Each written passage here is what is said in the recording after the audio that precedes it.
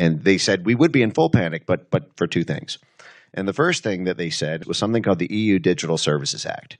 And I would caution you not to think in your mind the bland, blasé name EU Digital Services Act. This is the NATO censorship law. Okay, this is what it is. It's the NATO censorship law. The EU is basically the commercial arm of NATO. NATO wants to stop the rise of populist parties in the US and all across NATO. Yes, breaking. European Commission threatened to stop X platform over Elon Musk Trump interview. I don't know if you have seen this. First, take a look at this. Their quote was panic responsibly because we have two tricks up our sleeve still. And they said we would be in full panic, but for two things. And the first thing that they said was something called the EU Digital Services Act. And I would caution you not to think in your mind the bland, blasé name EU Digital Services Act. This is the NATO censorship law. Okay, this is what it is. It's the NATO censorship law. The EU is basically the commercial arm of NATO.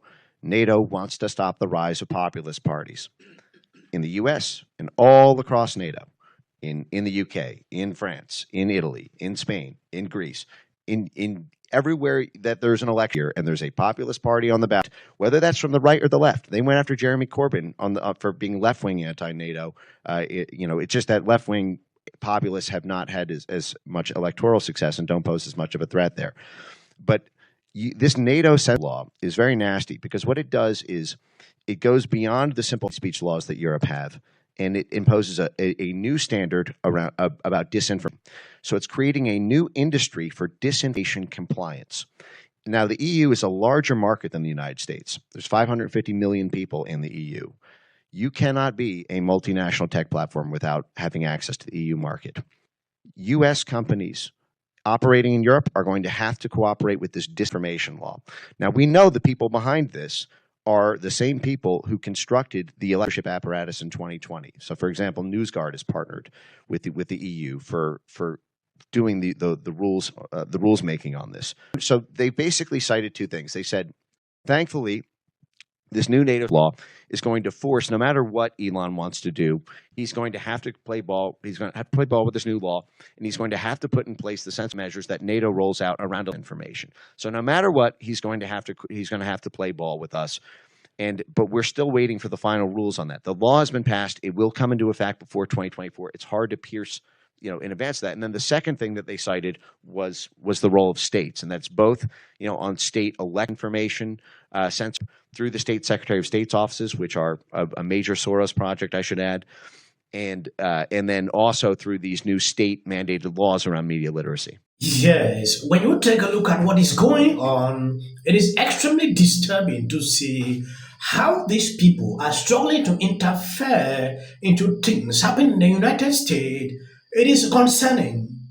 I'm sure if you take a look at the reactions on X, it clearly tells you a lot of people are awake. They are not happy to see what is going on. When you take a look at this article published by Human Event, the top digital officials from the European Union reached out to Elon Musk to warn him against his planned interview with former president and presidential candidate Trump set to air on the X platform Spaces on Monday night. The letter sent from the Thierry Briston was intended to remind Musk of his legal responsibility to prevent harmful content from spreading on the platform. Briston's site recent unrest in the UK.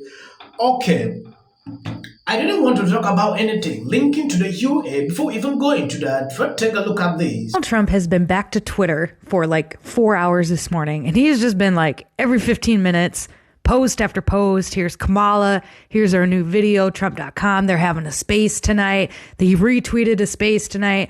He's got talking about, are you better off than you were when I was president? The economy is shattered. Borders have been erased. Another video. And then this is the last one. It comes just before Donald Trump and Elon Musk are set to sit down in a live space. It's being projected as a live space tonight or a live interview. And we're going to stream it. I'll stream it on the Red and White app. And then I'll stream it on X as well. And we'll just watch and see what he has to say and see what happens. And all of this is coming after the last couple weeks where a lot of people have been calling on Trump to come back to X, formerly Twitter. Elon Musk said, yep, he'd welcome him back, but he never did come back. He stayed on Truth. But the last couple of weeks, there has been this campaign calling for him to come back because people are just getting annihilated by the Kamala bots. Yes, The majority of them are bots. If you go look at their profiles, they're blank and they've got all these followers along the threads that are talking about Kamala are from foreign countries. Like this girl who's from France. And she's like, we're not going to. There's also a lot of speculation that they're going to combine Truth Social and X at some point. I don't know how much truth there is to that. I've not seen anything verified really saying that they're going to do that. But Trump coming back to X, formerly Twitter, is a pretty big freaking deal. He hasn't posted since his mugshot came out. Before that, he hadn't posted since he had been kicked off. The interview tonight is set to be a pretty big deal. So much so that the EU had sent Elon Musk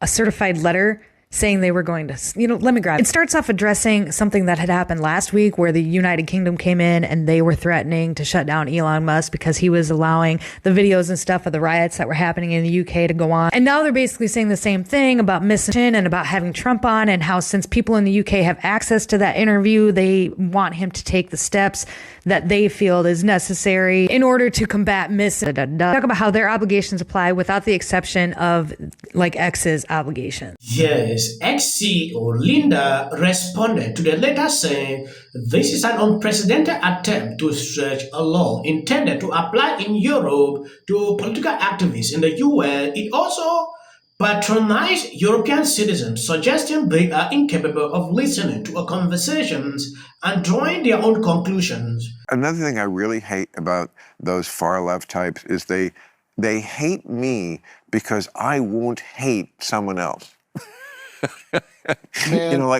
People I'm supposed to hate, and I won't hate them. They're mad at me that I won't hate Elon Musk now, because he has gone completely conservative. He's contributing to Trump and everything.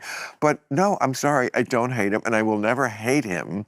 I'd love to talk to him about it, and we might. I've talked to him many times. But I hate you because you don't hate someone who's on our list of the deplorables who we hate. I don't want any part of this America. Well, I sent this letter to Elon Musk. Okay, Linda sent this out. This is an unprecedented attempt to stretch a law intended to apply in Europe to political activists in the US. Also, patronize European citizens, suggesting they are incapable of listening to a conversation and drawing their own conclusion. Okay, it was very simple what she put out. Now, how does this even link with EU? If a country is doing their thing, why not allow them to do what they want? Why are you interfering into their activities? That is what I'm concerned about.